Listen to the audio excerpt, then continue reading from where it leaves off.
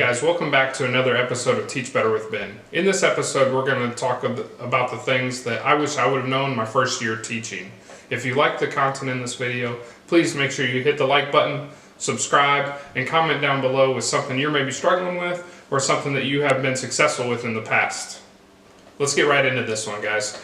The job is a lot harder than people say. It's emotionally taxing from the day-to-day, every single thing you have to do grind of watching 20 kids, 40 kids, 25 kids, whatever your class size may be.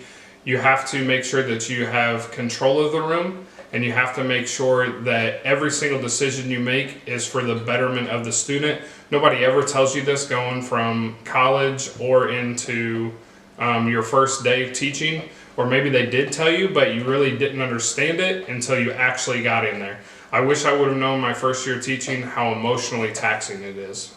Guys, the next thing I would say is, I would say that your life needs to be separate from work. You need to probably keep a core group of friends outside of your work friends, because then all your conversations won't be driven to education. You have to think about what do you like to do? What are your hobbies? Your career and education can't be your hobby. If it is your hobby, you'll get burnt out a lot faster than you would have if it didn't become your hobby. Personally, I like to fish, I like to spend time with my family, and I like to make YouTube videos. Another thing I wish people would have told me is that if you fail at a strategy, try a new strategy, but don't try to teach too many strategies. I was my first year teaching, trying to bounce around and teach everything that I learned in college. Instead of getting really good at one or two separate things, I tried to teach my kids 5 or 6 separate things that we were doing on a daily basis. When I did that, it created confusion and made my classroom a little bit more chaotic than I would have liked, and way more chaotic than I have today. Currently, I only use about 2 to 3 strategies when I'm teaching on a daily basis, and I seem to be more successful because the kids seem to know, okay, this is what we do during this time, this is what we do during this time, this is what we're doing during independent time, this is what we're doing during small group time.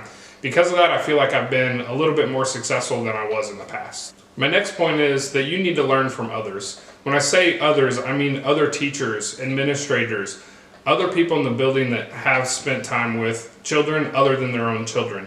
The reason why you have to do that is because they're going to have more experience with it than you are. If you listen to what they have to say and listen to the between the line talk of, yeah, these students are really good at this, these students aren't very good at this. If you can break that down and break it apart and understand what they're talking about, you'll probably be more successful. After that, guys, I want to talk to you about that it's okay to fail from time to time. You're not always going to be successful at every strategy. Your kids from one year to the next aren't going to appreciate the strategies exactly the same every single year. So you'll have to adjust and be very flexible in the way you teach and the teaching strategies you choose. Just because one year your group is very good at small groups, then that doesn't mean your next group the next year are going to be at small groups. I wish I would have known that every single year I'm going to have to kind of reinvent myself and tweak myself a little bit so I can get the most out of my students and so they can learn more and more. The next thing, guys, might be one of the most important. Don't listen to the burnt out teacher. Sometimes burnt out teachers are teachers who are just going through the grind. They're going through the day-to-day to get that paycheck. If they're in that situation, and you can kind of tell if they're in that situation, don't listen to them. Maybe listen to them, but then don't implement any of the things that they say. Sometimes these teachers are trying to make other teachers look bad, so then they look better. When that happens, it creates a negative culture in your building, and it'll bring you down, and it'll make you burnt out a lot faster than you would have been if you wouldn't have listened to them. Sometimes these teachers are the ones that say, this kid is really bad, I wouldn't do this with this kid, I wouldn't put this kid in this class, oh, that teacher is doing this, that's so wrong, they shouldn't do this. If you're listening to those teachers, please make a point to stop. You don't have to go and gossip about them in the teacher's lounge. You don't have to go in and make a scene about it. You don't even have to mention it to anybody else. Just be able to see through them and understand this person isn't happy, this person doesn't even want to be here. This next point, guys, is one that I failed at my first year, and it's to have sub-plans ready before you ever even need them. This is getting a roster together, getting an attendance sheet, getting some kind of packet together for if you have an emergency and you're out. We don't ever expect that we'll get sick, but your first year teaching, you're going to probably catch every bug that they've ever been on the face of the planet, and because of that, you're gonna know how to write subplans better, and you're gonna know what to do before you even need them. One thing that I do now is I have several attendance sheets already ready at my desk. I have a binder that says subplans right on it. If I have an emergency, my students know where this binder is. They can tell the sub or the paraprofessional or whoever might be in my room where that is, and then we can get copies made and they can go on and have a productive day. Sometimes, guys, you're going to have a student that wants to control your classroom for you. These students usually are either the class clown, they're somebody that you know doesn't get enough attention at home, or sometimes they don't even know that they're doing it. You cannot let those students control their classroom. If you let those students control the classroom, you'll lose so much time whenever you're trying to transition or trying to teach a lesson that you won't get everything you need to get done. You have to teach these students self-control, and you have to give them keywords so they know, okay, I'm getting a little bit out of hand. I need to calm myself back down so that way this class can be more productive. Another great point, guys, is to spend time getting to know the other teachers in your building. When you do this, it creates a bond where you can understand where that teacher is coming from, they can understand where you're coming from, and you can create real great friendships with other teachers in your building. My third grade team is one of the best teams in my whole county, I believe.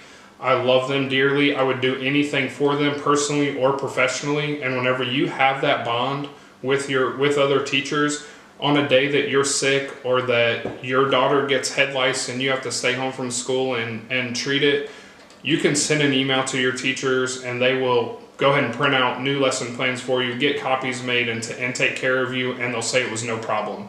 You know that you're putting extra work on them by doing this, and they act like it's not that big a deal because they know that you would do the same for them. If you truly would do the same for them, then they'll do the same for you. You have to make sure that you grow those relationships, because if you're on your own, you won't be successful. The best thing about teaching is that I believe it's more of a team sport. That means getting together as a collaborative group, working together for a common goal, and then teaching that goal. When you do that, I believe everybody in the building will be much more successful. Guys, the amount of paperwork you have is ridiculous. I wish my first year of teaching I would have known all the things I had to do, from keeping up with IEP paperwork, 504 paperwork, keeping up with data trends on your testing, keeping up with STAR data. I wish I would have known all the things that I had to do, and not just grading papers, recording them in the grade book, making sure that the students, that they get home with the students. One thing that I do is if anybody fails an assessment in my class, I make sure that it gets sent home for a parent signature so I know that the parent has seen it. And I also make sure that when I get it back, I keep that paperwork. I want to make sure that I have that test, so if there's any question about, oh, this student says that they have had a B on every single test this year, why is their grade a D or an F? I want to make sure that I have proof to back myself up. You hear about people saying documentation, documentation, documentation. Anytime you have a conversation with a parent or another teacher about a student, you need to document that, because you have to and will have to, if it gets called upon for court, you have to show that documentation that, no, I didn't say this. Yes, I have had conversations with this parent about their IEP. Yes, I have made sure that I give this student their accommodations. You have to do those things, because if you don't, it will come back and bite you eventually one day. Maybe, maybe not. That's a risk that I'm not willing to take. One other great point, guys, is to immerse yourself in the culture of your school. If your culture of your school is a great one, if it's a family atmosphere like my school is, then you will feel much more welcome in the school. You won't want to leave and go somewhere else. and you will think about it as a family, not just my job that I show up at every day and I work with these people. Yeah, they're great, but I don't care if I see them outside of work. I love whenever I see other teachers outside at work at the grocery store, Sam's Club, or something like that. I love seeing them outside of work because I want to know what they're doing in their life. I actually truly care about them, and I know that they truly care about me because of the way we communicate. I find myself in group threads all the time, and not only on my grade level, but other grade levels, friends that I've had whenever we've done things like go on trips together, for school events. Whenever I do that, whenever I build those relationships with them, I feel much better about myself. I feel better about the way our school is ran, and I feel better about the culture at our school. The last thing that I would say, guys, is that most people in the community, they look up to you. Whether you know it or not, whether they really know it or not, most people look at you like, this person handles kids every day. I trust my kid with this person every day. And most people are really revere teachers. Some people look down on us because of how much money we make or what we do every day. But most of the time, those are the people that couldn't do what we're doing every day.